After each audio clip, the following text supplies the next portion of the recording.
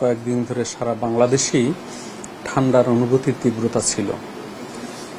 আজকের সর্বনিম্ন তাপমাত্রা রেকর্ড করা হয়েছে পঞ্চগড় জেলার তেঁতুলিয়াতে 9.8 ডিগ্রি সেলসিয়াস।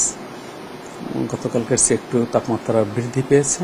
তাছাড়া ঢাকার সর্বনিম্ন তাপমাত্রা রেকর্ড করা হয়েছে আজকে 13 ডিগ্রি সেলসিয়াস। যদিও একটু কমে গেছে ঢাকার তাপমাত্রা, কিন্তু যেহেতু কুয়াশা কেটে যাচ্ছে, কুয়াশার পুরুত্ব এবং ঘনত্ব কমে যাচ্ছে সারা বাংলাদেশেই, সেই কারণে আমরা আশাবাদী যে আগামী 24 ঘন্টার মধ্যে রাতের তাপমাত্রা সামান্য বৃদ্ধি পাবে এবং দিনের তাপমাত্রা 1 থেকে 2 ডিগ্রি সেলসিয়াস বৃদ্ধি পেতে পারে। সুতরাং সর্বোচ্চ এবং সর্বনিম্ন তাপমাত্রার পার্থক্য কোথাও কোথাও যে 10 ডিগ্রি সেলসিয়াসের নিচে এবং কোথাও কোথাও 5 ডিগ্রি সেলসিয়াসের নিচে আছে, এবং শীতের অনুভূতির যে তীব্রতা রয়েছে তা থেকে কিছুটা উত্তরণ ঘটবে।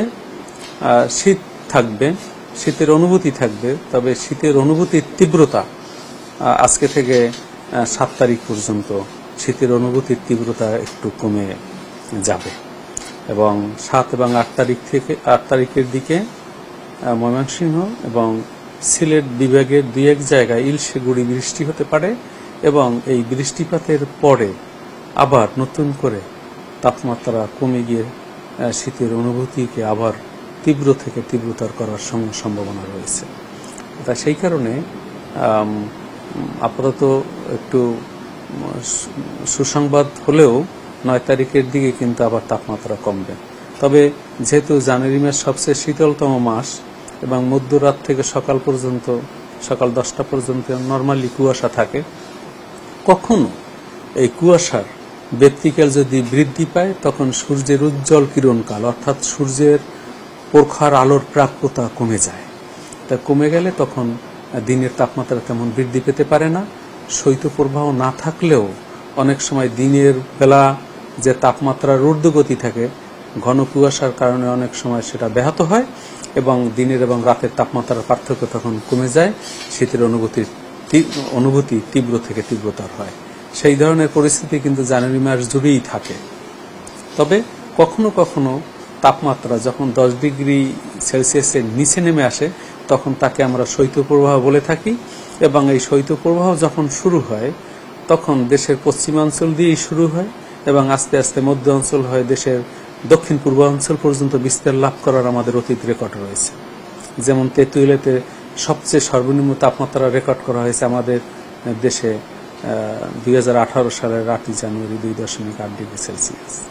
সুতরাং তাপমাত্রা কিন্তু অনেক কম, অর্থাৎ 3 ডিগ্রি সেলসিয়াসে কম হওয়ার রেকর্ড রয়েছে। ঢাকার তাপমাত্রাও কম হওয়ার রেকর্ড রয়েছে। 1989 সালে ঢাকার তাপমাত্রা এই জানুয়ারি মাসেই 6.8 ডিগ্রি সেলসিয়াসে নেমে আসছিল। 1995 সালে 6.5 ডিগ্রি পর্যন্ত ঢাকায় রেকর্ড করা হয়েছে। তাছাড়া তীব্র শৈত্যপ্রবাহ রেকর্ড রয়েছে রাজশাহীতে, রয়েছে যশোরে, সাতক্ষীরা, চুয়াডাঙ্গা, ঈশ্বরদী, পঞ্চগড়ে জেলায় রয়েছে, লালমনিরহাটে রয়েছে, ঠাকুরগাঁওতে রয়েছে, শ্রীমঙ্গল, সীতাকুণ্ড, বান্দরবান, বরিশাল, গোপালগঞ্জ এবং অন্যান্য জায়গায় বিচ্ছিন্নভাবে সীতাকুণ্ড দক্ষিণাঞ্চলের মধ্যে রয়েছে। সুতরাং এই যে শীতের অনুভূতি, এই যে তাপমাত্রা কম, অনেক কম হওয়ার পরেও যদি দিনের তাপমাত্রা বেশি থাকে এবং রাতের এবং দিনের তাপমাত্রার পার্থক্য 10 ডিগ্রি বেশি থাকে, তখন তীব্র শৈত্যপ্রবাহ থাকলে অনেক সময় শীতের অনুভূতি কম থাকে। সেই জন্য আপনাদেরকে বলার কারণ হলো যে শীতের অনুভূতি তীব্রতার তখনই হয় যখন দিনের তাপমাত্রার অবনমন হয় বেশি। এই জানুয়ারি মাসে শৈত্যপ্রবাহের সম্ভাবনা কেমন আছে? দেখুন, আমরা আমাদের প্রত্যেক মাসের 1 তারিখে আমরা একটা দীর্ঘমেয়াদী লং রেঞ্জ ফোরকাস্টিং এর আমাদের বৈঠক হয় বিশেষজ্ঞ কমিটির।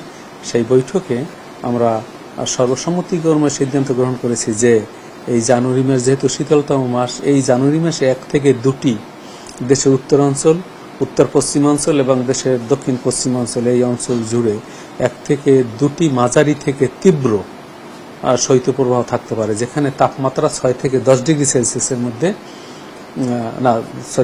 যেখানে তাপমাত্রা 4 থেকে 8 ডিগ্রি সেলসিয়াসের মধ্যে ওঠানামা করে। মাঝারির ক্ষেত্রে 6 থেকে 8 এবং তীব্র শৈত্যপ্রবাহের ক্ষেত্রে 4 থেকে 6 ডিগ্রি সেলসিয়াসের মধ্যে তাপমাত্রা ওঠানামা করে।